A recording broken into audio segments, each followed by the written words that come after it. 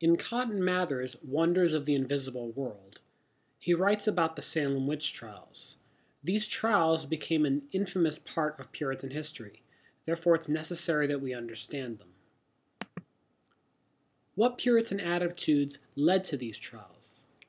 Well, the mainstream of Puritan society largely ignored Roger Williams' views on the separation of church and state and went down a path where religion was enforced by the government. For at least some period of time in the 1600s, the Puritans were generally free of British colonial rule. While at times this freedom was sought, it also led to having no clear protection from the Indians, and a growing fear of this vulnerability.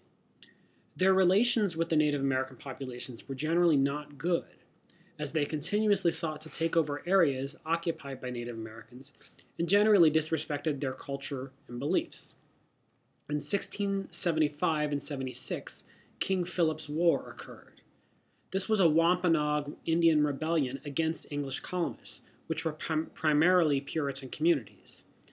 This war was very deadly, killing at least 20% of the younger male colonists. In order to recruit young men to fight against the Native Americans in King Philip's War, many Puritan preachers taught the ideas of these Indians were acting in league with the devil in order to destroy the Puritan communities.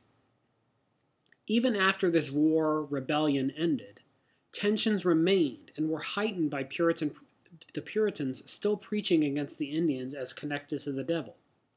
Thus, the Puritans grew increasingly obsessed with the idea of the devil as an omnipresent force bent on destroying their communities.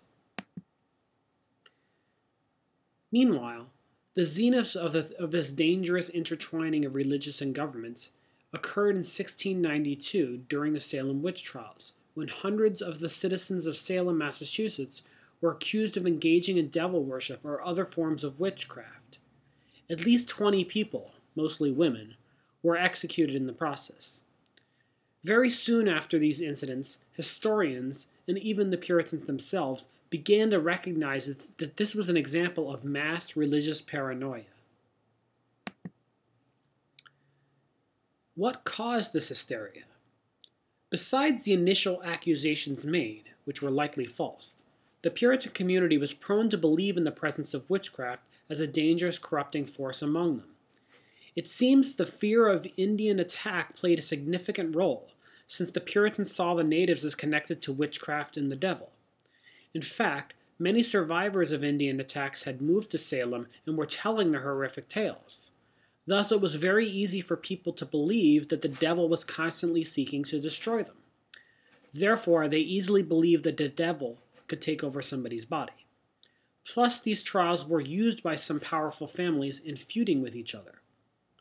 There's also strong evidence to suggest that there may have been a hallucinogenic drug, ergot, which grows naturally on damp barley, that infected the food supply. This made many people high and susceptible to hallucinating many of the strange things that they swore to seeing their neighbors do, mistakenly attributing these to witchcraft. Soon after this period subsided, the Salem witch trials, and the Puritan society overall, became a vivid reminder to many colonists of the dangers of religious extremism. In many ways, this marked the beginning of the decline of the Puritans. After 1692, divisions grew among many Puritan congregations, and they started to split off into different Protestant sects. Much of their divisions had to do with this issue of how religion and government should deal with each other.